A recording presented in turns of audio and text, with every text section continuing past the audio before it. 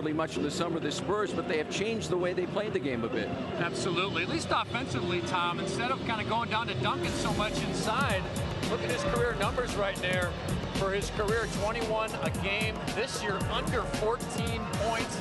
Rebounds are down, minutes are down. They're trying to save his legs. There's a lot of mileage, Tom, on that body. Yeah. So they're trying to fast break a little bit more, pick up the pace, and not rely so much, at least offensively, on the big guy. You know, the 11-game winning streak, we've seen things, not so much attention paid to Tim Duncan, not playing as many minutes, but still a big part of the team. Oh, absolutely. He's still the focal point, but let's remember that Tony Parker, Manu Ginobili, when you really look at this San Antonio roster, they're built to run. And they want a fast break. They want to score quickly. And, of course, when that game slows down, they got the big Tim Duncan inside to go to as well. It will be interesting tonight. The Timberwolves have not managed to win against Tim Duncan's crew in nearly 4 years. How can the Wolves game plan? Well, Tom, you know, look at this game plan here tonight against the Spurs. I think one thing here for Minnesota is that front line production. Darko Milicic has been playing much better recently. Kevin Love been on an absolute tear. And Michael Beasley, those three first frontline guys here for the Timberwolves, playing well. Also tonight for the Timberwolves, they got to defend that three ball.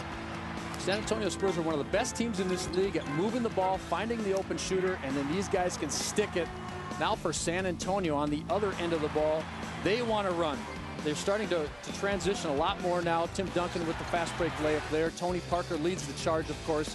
He's perfect at getting into the paint, kicking it out in transition. And also that bench production here for San Antonio. Guys like Hill, Bonner, McDyess, they come off, make shots, and that's a pretty big weapon here for San Antonio, Tom. I tell you what, he's been terrific. His offense is really starting to come around, Tom. Watch this little shot fake. The ball goes above his forehead. That makes McDyess, he has to honor that fake. That allows Love to get into the lane. Now the little kick out shot. Now he's proven that he can knock down outside shots too. So that's how you set up those drives, Tom. You can make outside shots. The defender gets closer to you. And then if you decide to pump fake, then you can have the space to go around somebody. And Kevin Love, he's not going to outquick a lot of players, but if you really utilize that shot fake well and sell it, you can open up other options more than just the jump shot. As much respect as Kevin. Well, I tell you what, Beasley anticipated Jefferson coming to the other side. Watch this. It really his only option. He was going too fast. He couldn't go up on the first part of the basket. He had to go underneath with the reverse, and Beasley sniffed it out. And that was a lot of basketball, Tom. You love his aggressiveness. And to see him play so hard. George Hill out of bounds. Timberwolves basketball. It's a part of Tim Duncan's game, Tom, that I don't think a lot of people really realize how good of a passer he is. I mean, he'll get the ball and they'll post him up, not always in that low block. He's almost a better passer when he posts up in that mid block or that high post. He gives the cutters the space to find an opening, and he's unselfish.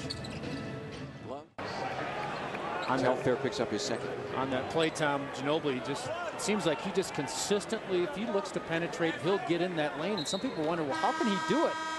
First of all, this guy's an incredible athlete. You don't realize how quick that first step, the jumping ability, and I think secondly, Ginobili is so unorthodox. Those lefties are always, a lot of lefties are really left-handed, but he's got that kind of funky, jerky kind of game, which allows him to get into the lane, whether it's for a shot or to create something for somebody else. So he's a tough guard. And Ginobili could hit out the shot again. Well, kind of surveying, and looked like that double team might come over, and just popped out of his hand a little bit too strong. I like the fact that he's going to that sky hook a little bit, Tom. That kind of takes away the timing of the defender. By West. Smart play too by Johnson. Entered the basketball into Milicic in the low block, and then he moved, he didn't stand. Ginobili stripped of the basketball underneath. The easiest player to guard is the player that doesn't move. Enters the ball into the post. Jefferson's attention gets to Milicic, and then Johnson slides down into that corner. That's a tough shot right there for the rookie. Ewing. Well, what do the Timberwolves need to do the rest of the way? Well, they got to execute, Tom, and get good shots. Get the ball inside to Darko. If he has an opportunity to make one of his post moves, put him on that low right block, which he's really starting to feel comfortable at. Now if that double team comes or Duncan plays good position defense, he kicks it out, then you repost and go back to him. Dealing with the defensive Duncan. Darko fades, fires, and hits. Darko Milicic has come of age. That's an impossible shot to even contest. That a guy 7'1", Tom, into the middle, then the fadeaway jump shot. Good pressure. Ginobili takes it all the way inside. And Kurt Rambis is livid. Yeah, I think he's frustrated now with Corey Brewer. Corey should not have tried to pick Ginobili when the ball got poked free. And I think he's frustrated right now that Corey went for that steal instead of just playing good position defense. Now Corey Brewer's behind the play and Ginobili runs free. Darko Milicic 1 point shy of that. Defensively, what do the Wolves need to do? Well, they're going to go to Parker and they're going to go to Ginobili and try to create some action with those two penetrators.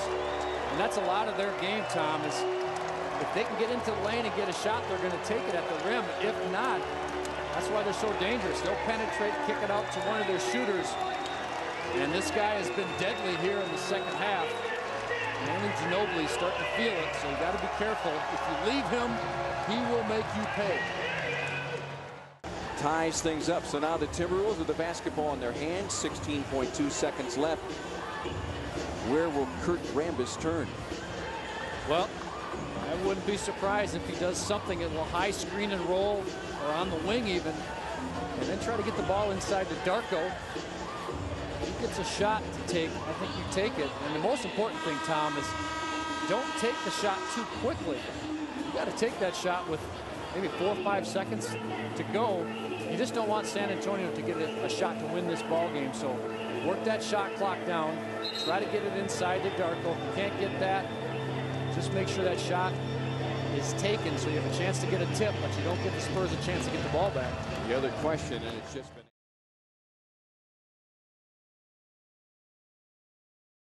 point night in San Antonio. So these are role players filling their roles. That's what we're talking about here. And the one guy I'm really happy for is Martell Webster. And I think this is the healthiest we've seen him play in the last season and a half. I think he's finally getting to the point where he can really contribute to this team offensively on that wing. This team desperately needs somebody.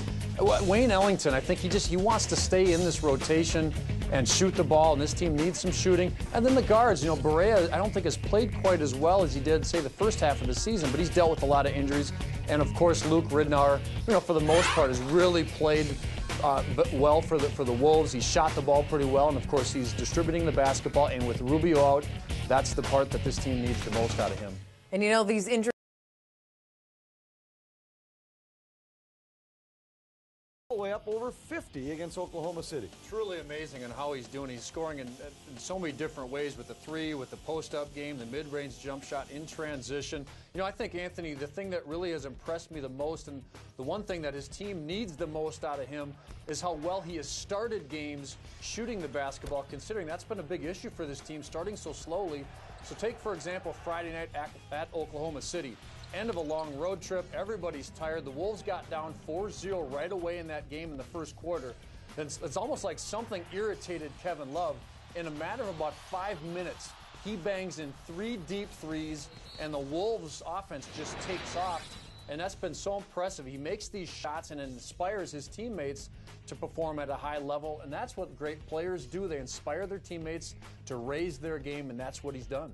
Now he's building off of 81 points in consecutive. A 101-98 win in L.A. against the Clippers. Kevin, how about that play at the buzzer for Minnesota? Terrific call. I tell you what, they really exposed the defense of DeAndre Jordan. Watch, we're going to shade Derek Williams. He's going to circle around this pick. And DeAndre Jordan, who's guarding Love, is going to help at the rim, or at least lean that direction. That allows that double pick to happen for Kevin Love. He is wide open. I tell you what, folks, that is a difficult shot for a power forward, 25 feet away from the basket, to be going backwards, catch, and pivot towards the basket. He drilled it. That was a big-time shot there for Kevin Love. Like I said, a 25-footer to win the ball game for Minnesota. Kevin Love has been the